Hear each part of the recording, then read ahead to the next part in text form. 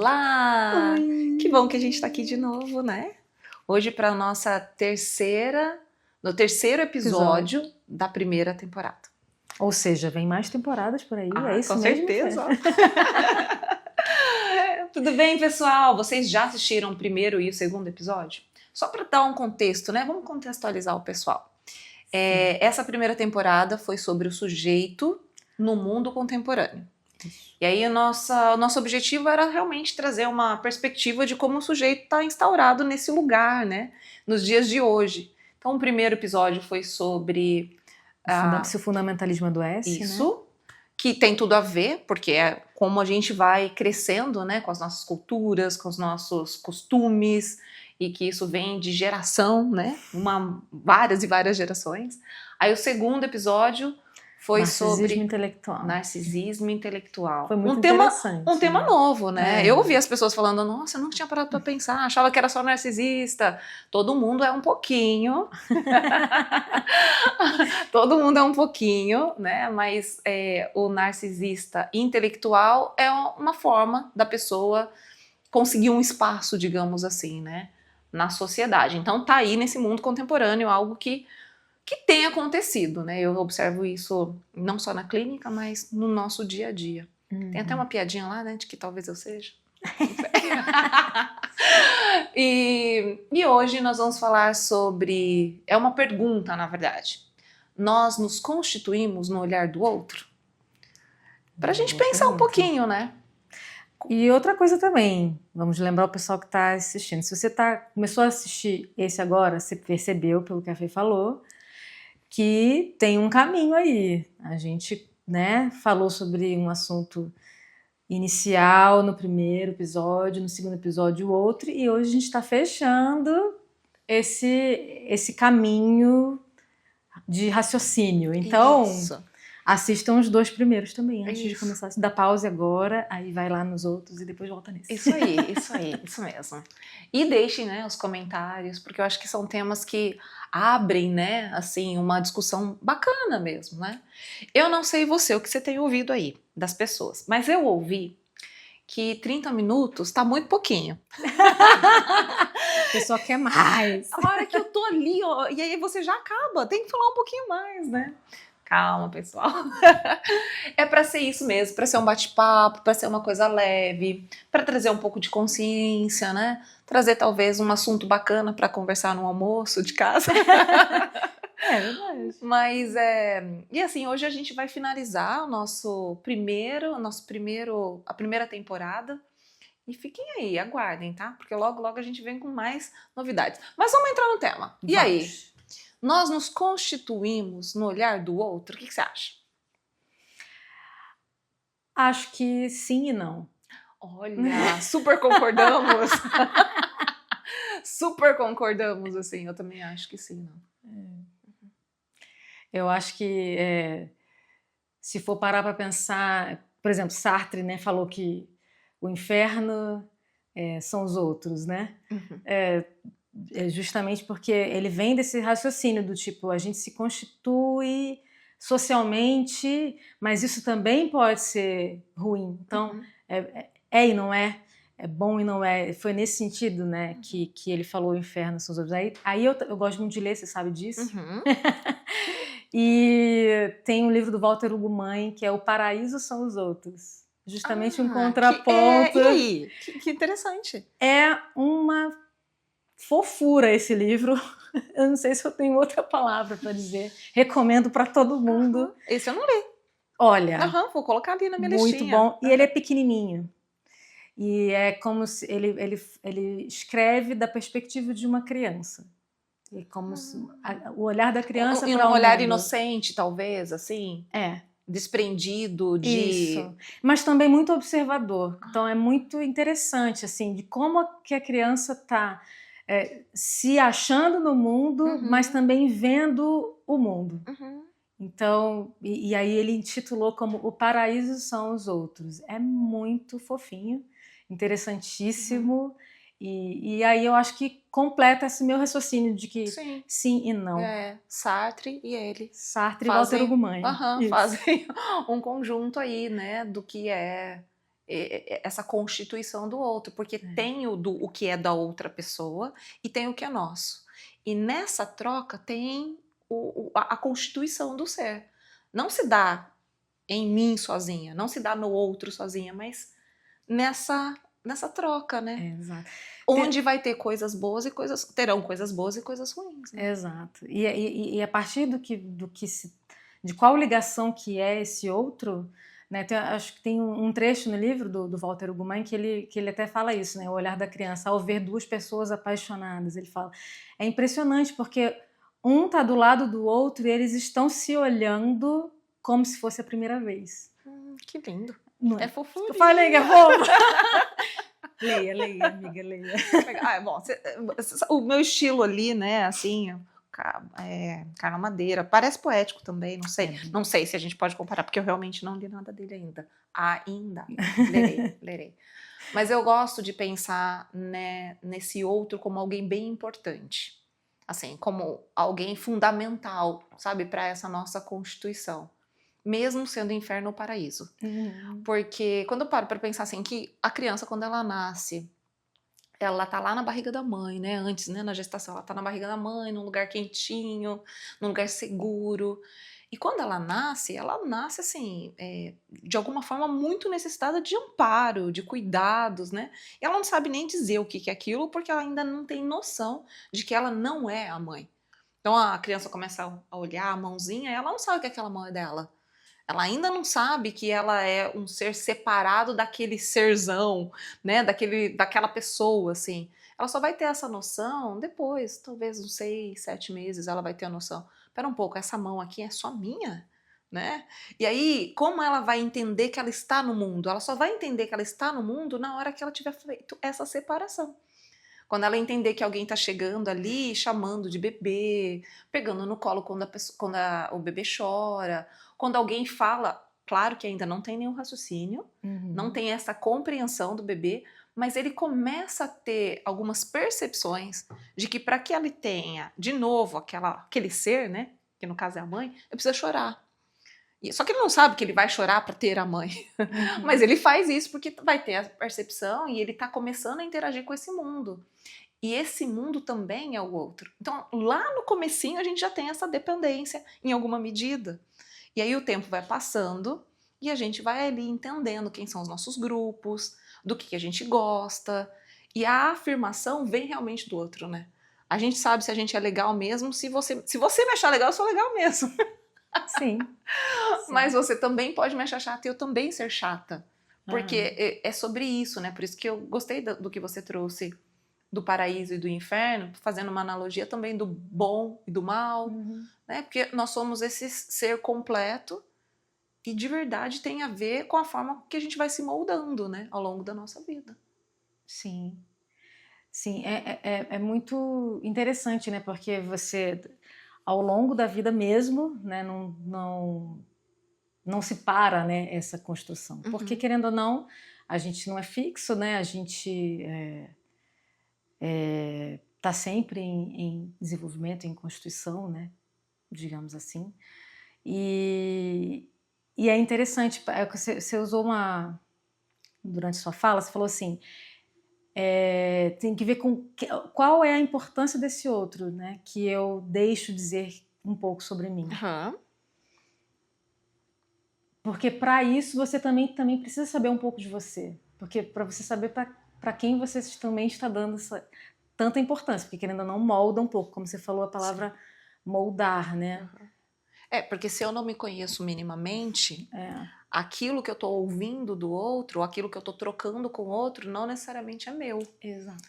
Né? Ou eu posso também, de alguma forma, não criar um verdadeiro self a partir daí, né? Sim. Porque a pessoa ela pode só ser uma persona só, mas não necessariamente ela aproveita, não sei se é essa a palavra certa, desta interação. Porque para que a gente realmente consiga se moldar, precisa de muitos manejos, né? Pensa, né? A palavra moldar. Uma hora você falou para mim, eu gosto dessa palavra interessante, né? Acho que você disse. Então, para moldar, você precisa mexer. você precisa experimentar, né? Então, assim, você vai constantemente moldando, criando forma, transformando para realmente ser alguém. Que eu não acredito que isso tenha um fim, assim. Também não acredito. Enquanto estivermos vivos, isso pode acontecer a todos os instantes, né? Mas eu gostei do que você disse. Se eu não souber minimamente quem eu sou, fica muito difícil. Por isso que a gente vê muitas pessoas, às vezes, com uma autoestima muito baixa, né? Então, ou uma fala de alguém que pega num lugarzinho muito, muito profundo, assim, porque o que o outro fala passa a ser uma verdade absoluta sobre ela, né? E enquanto ela não se conhece verdadeiramente, essa constituição ela está sendo feita por uma única parte que possivelmente não é a verdade total, mas que pode trazer um certo adoecimento até quando a pessoa ela não tem esse conhecimento de si, né? E essa sensibilidade também, né, do tipo de você ter sido incomodado pelo que o outro disse, essa sensibilidade, mesmo que você não saiba direito se aquilo é sobre você mesmo ou não, também faz parte de você estar em busca de se conhecer, né? Porque te faz movimentar, talvez. Te faz movimentar, faz você se aproximar de você mesmo, essa sensibilidade.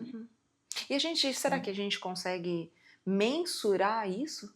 Ixi. Pergunta boa. Mensurar eu não sei, mas a disposição eu acho que sim. Eu acho que é uma escolha, né? Você está disposto a. Porque ao mesmo tempo que você é sensível ao olhar do outro sobre você, você também tem que ter essa consciência de que o seu olhar sobre o outro também vai ter alguma consequência no outro, né? Essa troca, essa relação. A gente está sempre em relação, até com a gente mesmo também, né? Somos uma relação com a gente também. Então, essa disposição, essa consciência de que isso está acontecendo, eu acho que isso é um bom termômetro, não sei, da mensuração. Não acho que a gente consegue mensurar em números isso não. Mas na troca, sim. Sempre que há uma troca, há um movimento. Isso, com certeza. Isso aí. E que é fundamental, na verdade, né? Porque quando é que a gente aprende, quando é que a gente cresce, quando é que a gente consolida alguma coisa? É nesse movimento, né? Porque muitas pessoas, eu vejo isso, e às vezes eu também fico neste lugar, né? Enquanto um ser humano comum, de ficar com um pensamento mais fixo e não necessariamente colocar em prática as coisas que a gente pensa, né? É quase uma mente trabalhando e um corpo parado.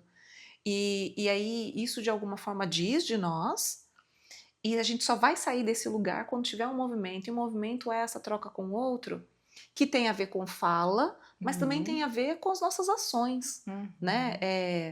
De tentar entender quais são as coisas que eu gosto, qual tipo de livro que eu leio, se a gente está num clube do livro, se a gente gosta de esporte ou não, se a gente gosta de viajar ou não, porque a Constituição, ela vem de um pensamento, mas ela também vem desses lugares, dos conjuntos, né?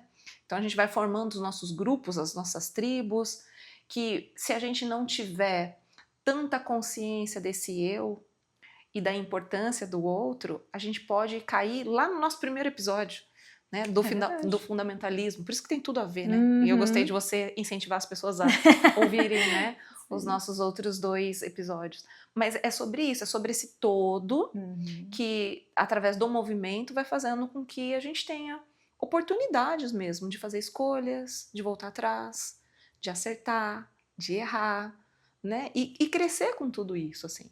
Porque como é um constante movimento e a nossa vida é cíclica e não vai ter um momento, só se houver realmente a finitude da vida, né?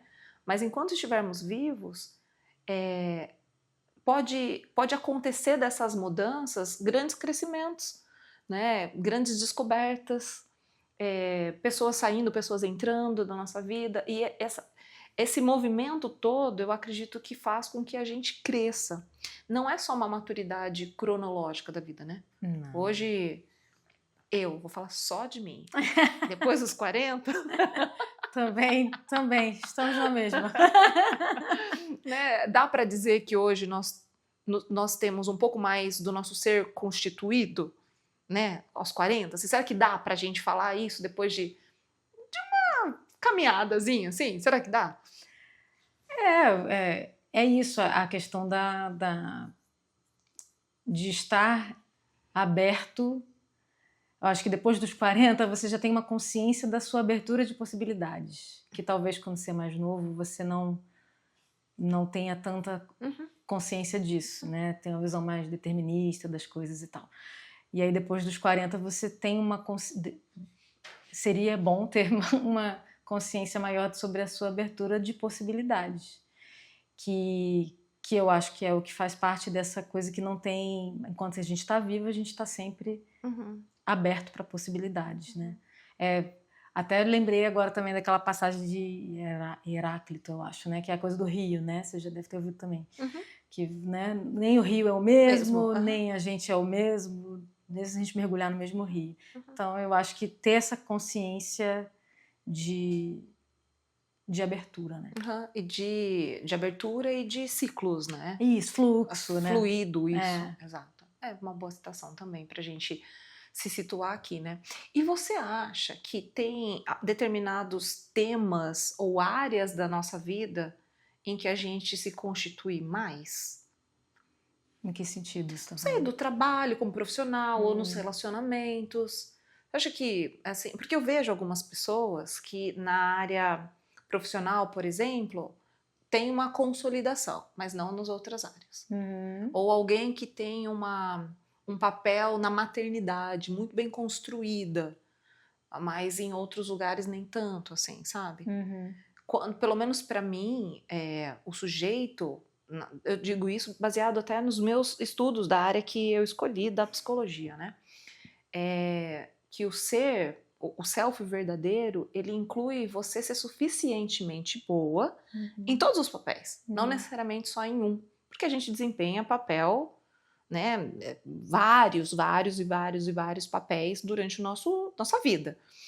E quando um deles, e nunca vai estar 100% todos, porque daí vai estar faltando, mas nesse curso da vida, pode ser que um desses papéis ele esteja mais construído, mais constituído, mais firmado, e os outros nem tanto, assim. Você acha que uma vez que está constituído em um papel, o outro não? Depende muito de como que a pessoa se relaciona com a vida. Porque realmente, se for compartimentalizado, né, fragmentado, assim, talvez nem daqui ela acha que está mais constituída, talvez Ela também tá não mesmo, esteja. né? Exato. Depende dessa consciência de abertura, que na verdade, quando você tem essa consciência de fluxo, de abertura, de movimento, você pode, né, ficar mais próximo também de você, né? Então, sem compartimentalizar. Ou pelo menos tendo essa consciência, né? Porque talvez seja quase que uma rota de fuga para não olhar todas as outras áreas. Pode ser. Que em partes a gente pode dizer que sim, há uma consolidação em partes, mas uma parte faltante. Mas eu gosto da parte faltante. Porque eu acho que a parte faltante, no final das contas, é o que vai obrigar a gente a continuar em movimento. Então, é como se a gente estivesse se constituindo no contínuo, sabe? Sim. Constituindo. Então, eu vou construindo indo, sabe? Assim, fazendo uma jogadinha assim de palavras. Então, se uma pessoa ela tá muito mais constituída, construída, consolidada em uma área, talvez é isso que possa dar mais força para ela conseguir, porque tem alguma coisa faltante, então ela vai conseguir olhar. Eu falo isso porque, sabe a roda da vida? Aqui é um não sei se a gente pode considerar um teste, não psicológico, é outro. Normalmente as empresas aplicam. Ah, tá, sei qual é. Sabe? E lembrei. E eles falam assim, né, pra gente entender qual área da vida fala pra colocar uma nota e depois você faz a roda pra ver se a roda fica roda, né? E eles orientam que pra você começar a trabalhar aonde você colocou uma nota menor. E eu sempre fiz uma crítica pra isso, assim, sério. Sempre fiz uma crítica. Porque eu acho que se a gente começar a trabalhar no que a gente tem de pior em nós, eu não sei o quanto que eu vou ter forças para conseguir manter o que eu tenho de melhor. Né? Então, se tem uma mulher que ela é uma super mãe, e ela não é muito boa socialmente, assim, ela tem uma dificuldade de socializar. Se ela ficar olhando só para uma questão de socializar, eu não sei se ela consegue realmente ser ou continuar sendo uma super mãe. Dentro do que é suficientemente boa, hein? Porque não precisa mais que isso. Mas se ela olha para ela enquanto mãe e ela vai lá e vai ser a melhor mãe, ela vai conseguir se socializar. Porque a melhor mãe vai pensar se a criança precisa ou não de um playdate, de brincar com outras crianças. De brincar com outras crianças, ela vai entender que precisa estar na reunião da escola. Então, ela vai, de alguma forma, se socializar e aquela parte, ou aquele lugar, aquela área, aquele papel que tinha um déficit, está sendo trabalhado por quê? Porque o que ela mais tem ali de bom, ela está sustentando, sabe? Que eu acho que isso também é se constituir. E ela nunca vai conseguir fazer isso sozinha. E sim, aí é através do olhar do outro, da interação com o outro, assim por diante. Fez mais sentido agora a minha pergunta? Fez, total. E a coisa do faltante é muito interessante, porque eu tenho até um amigo que fala isso. Sempre desconfie de você mesmo. Que é sempre um ótimo exercício. de você mesmo e acredite no que as pessoas estão te mostrando. Porque aí você acreditar-se em uma posição de que, por exemplo, se for compartimentalizar, né? Nisso aqui eu sou muito boa, eu não tenho o que aprender mais, eu não tenho o que, sabe, você mudar. estaciona, né? Isso. Você estaciona se tiver esse tipo de pensamento. Então, sim, você ter sempre a noção de que falta, e aí pode ser que falte também na troca, né? Geralmente que falta nessa troca, falta no olhar do outro, né? Falta no social. Falta porque você saber que você sempre pode aprender mais ou pode mudar, né? Digamos assim. Também você tem essa consciência de que isso também pode mudar o outro. O que tá ali de alguma forma entrando em contato com você, né? Esse eu desse momento ali. Então eu acho bem interessante essa coisa da falta. A psicanálise fala muito sobre isso, né? O Winnicott, inclusive, para mim é uma das maiores contribuições, assim, a coisa do suficientemente boa, que ele toda essa coisa que também vem do olhar, né? O olhar da mãe para o filho e tal, é bem interessante. Gosto muito dessa parte da psicanálise. Sempre bem-vinda. Eu não sou a pessoa que entendo tanto de Fanon, mas eu tenho certeza que só de ter vindo tudo lá da filosofia é uma coisa incrível. A gente sempre vai somar, né? Com certeza. E eu me lembrei agora, você falando da frase do seu amigo, né? Eu acho que os encontros, eles acontecem sim quando a gente tem muita coisa em comum. Mas eu acho que a gente se dá muito bem também quando tem algo diferente, sabe? Com certeza. E quando a gente chegou para gravar, eu soltei uma frase. Falei, como que você tá se sentindo? Eu me sinto um pouco mandona, né? E assim, eu acho que você tem um jeito cativante, sereno, tranquilo, sabe? De falar, de se comunicar, de transmitir, né, a sua mensagem, que é bem diferente de mim, né? Eu tô aqui, ó. Né? Mas a gente tá junto nessa, sabe? E então na minha falta você vem e você completa, e na sua falta eu vou e eu completo, e eu acho que a gente consegue se constituir Com né? certeza. Como essas pessoas hoje aqui com o objetivo de levar mensagem, de poder compartilhar, né, as coisas que a gente está pensando. Então, eu acho isso incrível, né? Esse é um bom exemplo, real, inclusive, né? Mas eu queria trazer mais um dado aqui, assim, né? Isso poderia ter ficado no final e ia ficar bonito. Mas ainda falta coisa pra falar aqui, né? Eu poderia ter deixado isso pro final, mas não aguentei, porque essa sou eu, tá vendo? Se fosse você, você teria organizado melhor a fala. Olha aí, o seu olhar sobre mim tá sendo mais generoso do que eu desconfio disso aí. Não, pode acreditar, pode acreditar. Mas assim, eu acho que a gente não pode deixar de pensar na questão do mundo contemporâneo hoje, que tem algo de extrema relevância que pode também constituir o sujeito. E eu não sei que nível, que é a rede social. Acho que é importante a gente também abrir um pouquinho para falar sobre isso, né? Até que ponto a gente vive hoje sendo constituído por esse outro, esse grande outro, que pode ser um robô, pode ser um coraçãozinho, um emotion. Esse grande outro pode ser qualquer outra coisa e pode ser uma pessoa também, né? O algoritmo, por exemplo.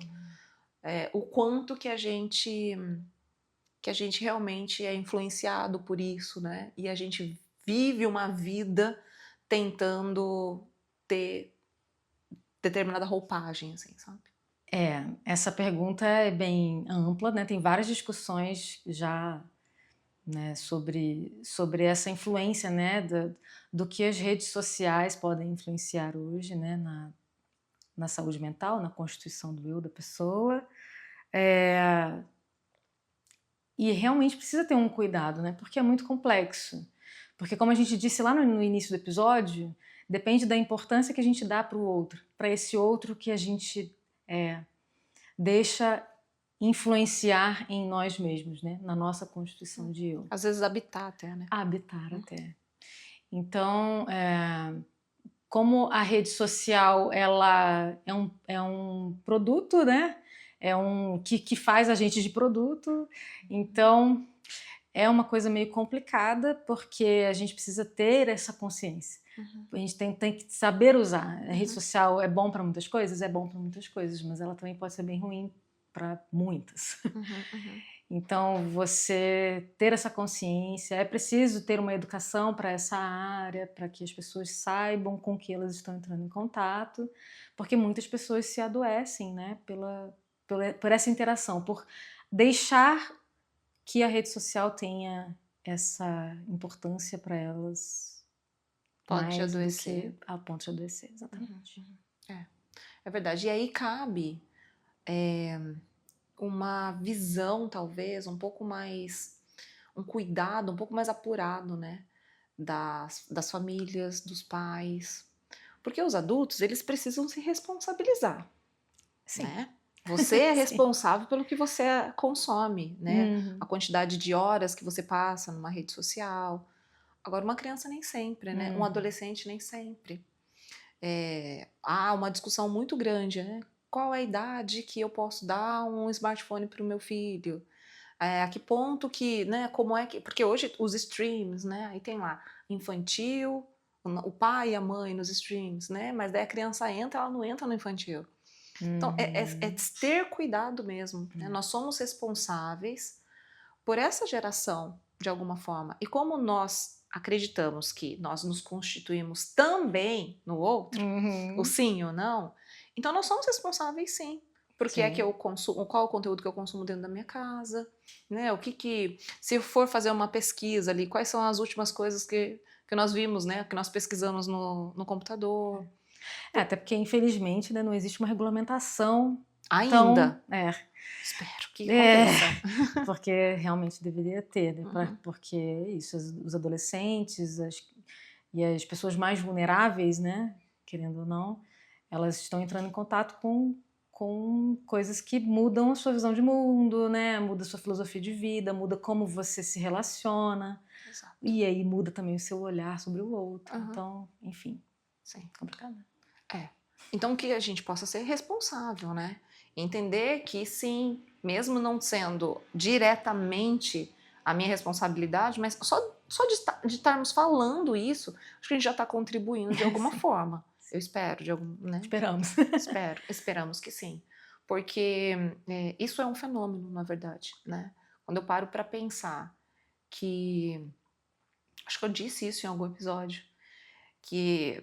Ou não, né? Do cheiro do mimeógrafo fazendo as provas, né? Da velocidade, né? Do que era as redes sociais, que nem existia, né?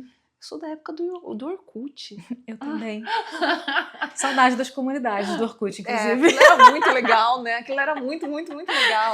Né? E aí era um volume, Sim. era um tanto de informação, né? E hoje, assim, é imensurável isso. E realmente, né? As pessoas, elas podem ser modificadas ali, né? E sim, temos que ter muita responsabilidade, porque a velocidade, ela tá tão grande que se a gente não tomar conta disso, ou pelo menos não ter uma preocupação com isso, de verdade, eu não sei onde que a gente vai chegar. Porque em curto período de tempo, muita coisa está acontecendo. E aí foge um pouco, né, da nossa alçada, assim. Eu acho que acaba que, se não houver uma conscientização, uma ampliação da consciência, porque a tendência é continuar, né? A tecnologia, ela não vai parar, essa é a verdade. Então, a gente precisa, de alguma forma, estar presente e entender o que é importante. E aí, o que é importante pode ser, sim, né? A gente pode colocar nesse campo da tecnologia. O quanto que essa tecnologia é importante, o quanto aquilo influencia na minha vida. Essa pessoa, a instituição família, né? O quanto que isso é importante, o quanto que isso influencia na minha vida, e o contrário também, né? O quanto eu, enquanto pessoa, estou influenciando. O nosso ambiente, ele é um ambiente influenciador. Eu posso te influenciar, você pode me influenciar. E às vezes a gente está passando por este momento sem muito perceber. Não sei se já aconteceu com você, mas já aconteceu comigo. De eu soltar uma palavra que, na verdade, não era muito meu vocabulário. E, de repente, eu tô falando. E quando eu falo, eu me lembro da pessoa. Ou eu faço um gesto, eu me lembro da pessoa. E falo, nossa, olha só, eu falei igual fulano, né? Ou tem os trejeitos e tal. Por que isso acontece, né? Acontece porque o nosso ambiente, ele tem uma proporção muito grande em quem nós somos. Sim. Se por acaso eu tiver uma predisposição genética, por exemplo, de uma doença, isso tem 30% de influência. 70% é do ambiente. 70% é muito. Se a gente olhar essa proporção, a gente começa a ficar preocupado, né? Do quanto eu estou influenciando, de quanto eu estou sendo influenciado. E aí eu vou entendendo com o meu ser, com o autoconhecimento, o quanto eu estou hoje contribuindo para essa constituição do ser e o quanto o outro está contribuindo com essa constituição do ser. Uma boa reflexão, né? Termos essa consciência de que a gente está em relação o tempo inteiro e sempre nos vermos nessa relação, né? O que isso diz de mim? Será que sou eu também? A palavra que você começou a falar porque andou muito com tal pessoa e aí, nossa, aí lembrou da pessoa e tipo, isso é mais dela ou de mim? Eu também falo um pouco de mim. Acho que fala um pouquinho de mim também. Acho que dá para eu falar essa palavra tranquilamente. Então, tipo, é mais esse exercício do tipo de saber que você está em relação e que essa relação também é uma relação com você. Então, enfim, eu acho que seria mais nesse caminho, assim. Então, para a gente finalizar, sim, nós nos constituímos também no olhar do outro. Posso dar essa resposta? Acho ótimo. Sim e não, também, né? Assim, sim e não. Nós nos constituímos e também não nos constituímos, porque se nós não soubermos quem nós somos, vai ficar muito difícil, né? Se eu não me reconhecer no outro, é impossível o outro me reconhecer. Então, sim, nós nos constituímos também no olhar do outro. Pessoal, eu espero que vocês tenham gostado dessa primeira temporada. A gente conta com vocês para a próxima. Você tem aí? Cola aí. Fala pra gente o que vai ser a próxima temporada, que a gente vai mudar cenário. Vai ser bacana, vai ser bacana. Temporada 2. Olha o título da temporada 2, gente. Corpo, Tempo e Finitude. Uau! É isso. Então, Isso aí. fique aí de olho nas redes sociais, que logo, logo nós estaremos de volta com a nossa segunda temporada. Mas assiste, tá? Assiste este episódio de hoje. Quem não assistiu, veja os 2 primeiros. E se vocês quiserem, óbvio, se vocês quiserem contribuir com a nossa Constituição do Ser, deixa aí seus comentários, tá bom? Até breve. Até. Valeu, valeu, valeu, valeu. Até a temporada 2. Até.